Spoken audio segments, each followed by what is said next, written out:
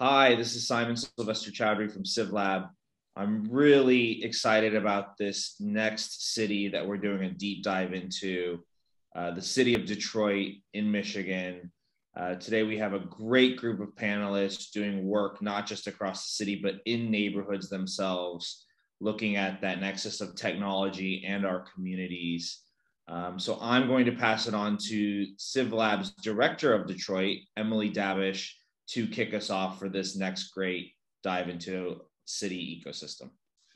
Thanks, Simon. And I'm so happy to be having a conversation today with Paul Reiser and Janice Gates. Paul Reiser, the former director for Detroit Urban Solutions, now with the Ralph C. Wilson Jr. Foundation, and Janice Gates with the Equitable Internet Initiative, running as its director. Yes, so I work with the Equitable Internet Initiative, which we call EII for short. We have a lot of acronyms. It is a program of the Detroit Community Technology Project.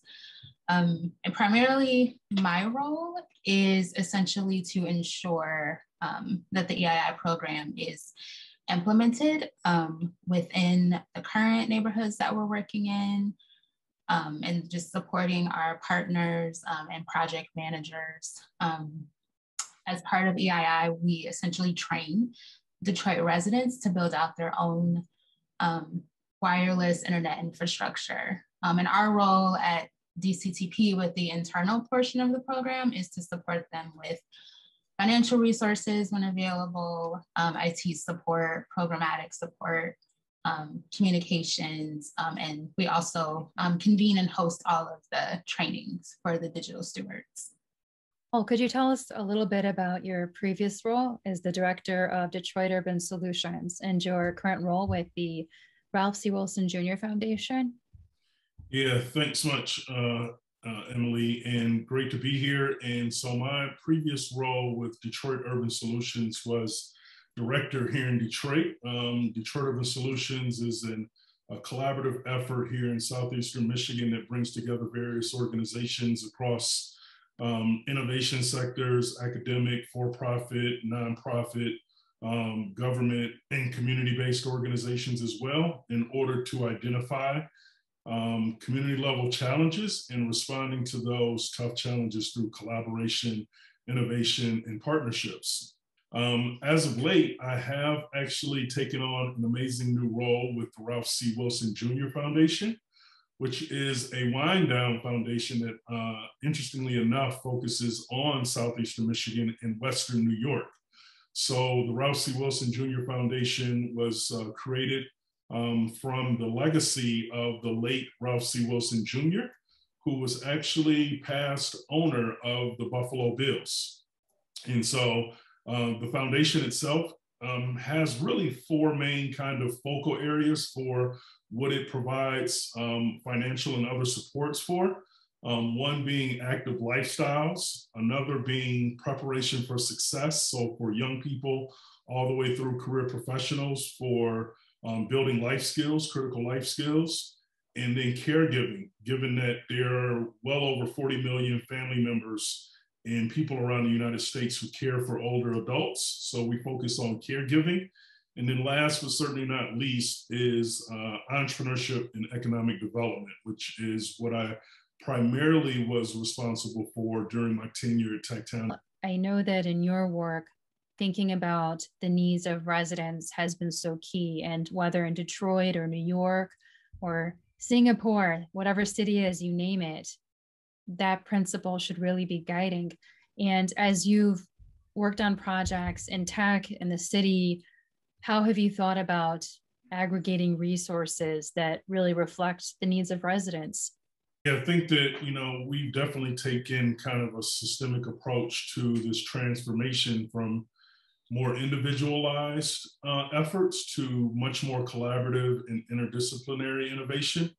There's obviously an increased level of specialization that has occurred over the past 5 or 10 years.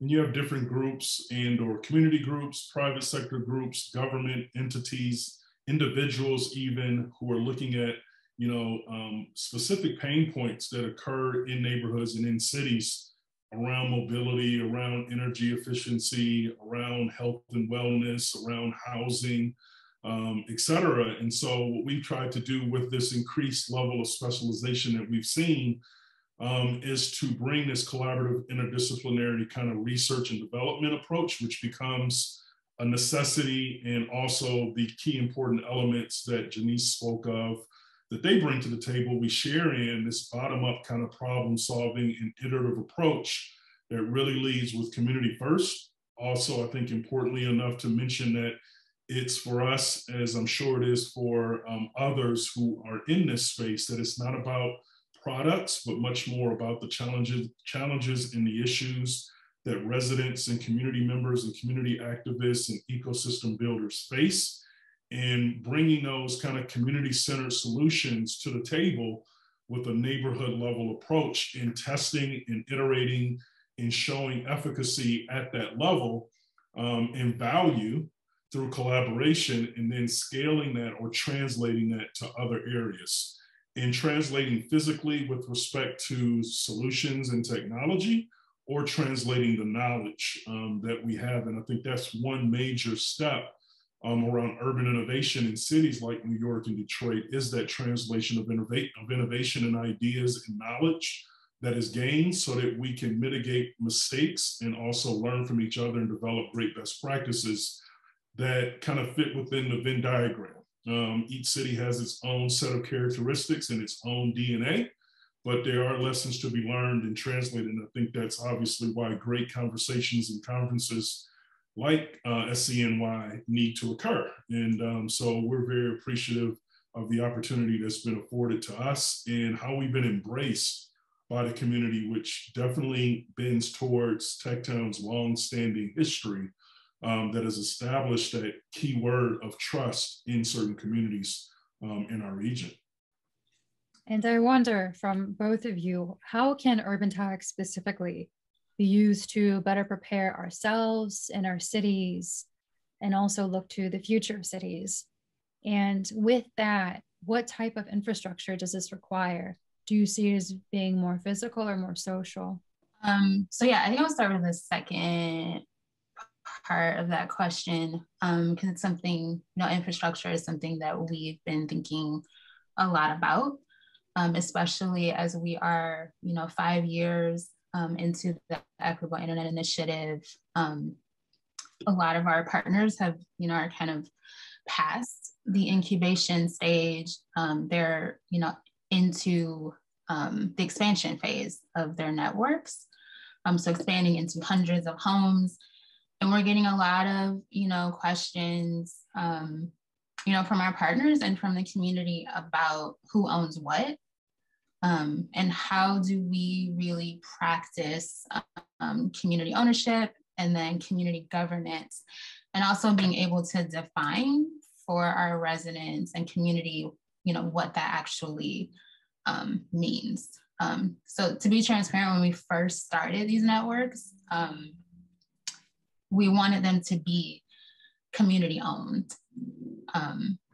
But we, realized after some discussion with community members that we had a lot more work to do in terms of communicating what it actually means for the community to own, infrastructure like that, especially in Detroit, in a lot of neighborhoods. The infrastructure that we're building either doesn't exist, or it's located in places where, more corporate ISPs haven't invested in upgrading that infrastructure. So it's old, it's out of date, and as a result, it's causing like really slow and poor quality connections, which is where, EII steps in. But yeah, so we're in the phase now of like, how do we make this, how do we make the infrastructure more resilient, but also how do we create space for there to actually be community ownership? So I would say we're on the track of like community governance, and we're trying to do that through, the neighborhood advisory councils and, all kinds of touch points with the community through community meetings and workshops. in trainings, but the ownership piece is actually something that we are having a lot of internal conversations about. Over to you. What are your thoughts on infrastructure? Do you see it as more physical or social in the work that you do day to day? Yeah, I think it's a combination of the two, and I think they kind of bi-directionally support each other. For us, I think it really started with an idea of understanding the importance of creating a culture of the ecosystem around urban innovation and defining that in a shared way that was digestible and understandable and translatable. You know, so from your corporate CEO all the way down to your everyday resident. And everyone in between, from business owners to government to urban planners and to students. Closing as a final question, something that we're asking each city, and we'd love for you to chime in on, is can you provide a subtle or not so subtle way to boast about what New York can learn from Detroit, whether it be related to pandemic preparation or otherwise? That's a hard question for me because I mentioned our partners are in New York. Actually, you know, our whole resiliency strategy, we learned from our partners in New York. But I think what I would boast about, you know, from Detroit is, you know, first the building with the community and how intentional we are about that, even though at times, you know, collaboration that goes that deep can take a while. But we, you know, we have a set of EII principles, and one of those principles is around developing authentic relationships. So we take that very seriously. I'd also, you know, boast about our work is guided by, you know, a set of principles.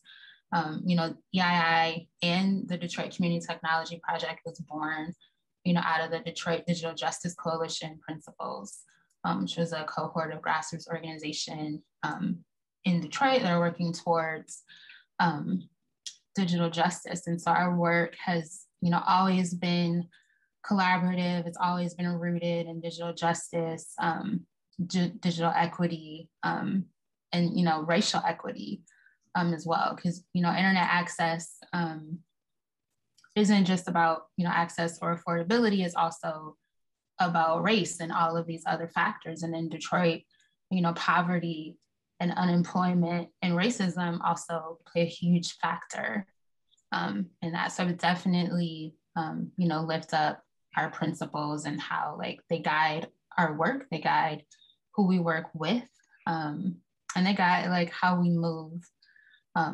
forward. So yeah, that's the top thing, is like making sure that you have a set of principles that guide your work and what you do. Yeah, I think for me, I agree definitely with what Janice mentioned. I think about the word that often I know that we use in our work with CivLab, and that is that ecosystem harmonization. And, you know, just the importance of finding this key element of commonality, whether it's common history and finding kind of past achievements and lifting those up properly and not forgetting those, and not dispelling or kind of just, you know, pushing those off to the side, but leveraging those as key assets and strengths. Then also I think of, you know, common values such as, you know, solidarity and entrepreneurial initiative and grit, we call it sometimes, and that co-ownership that you have to have to ensure that in order to bring communities along, they have to feel that sense of ownership as well. And through those sense of common values that you have to establish, I think up front, you also, I think, have to, you know, represent or respect maybe the common challenges and the key assets and the successes. So, you know, just respecting kind of, you know, where people have been, where they are and where they come from. And where they want to go, and understanding that and finding that kind of concentric circle area where everyone agrees, and then landing and spreading from that, I think is a great element.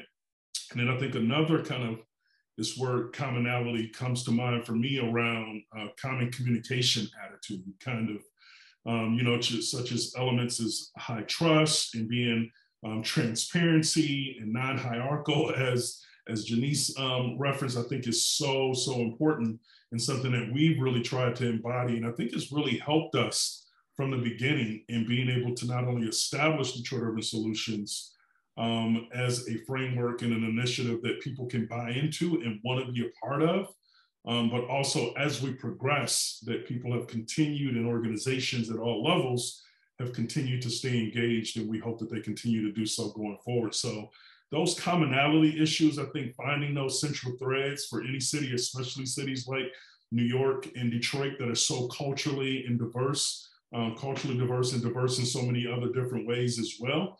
I think you have to look for those common threads and those commonalities for kind of cultural coherence.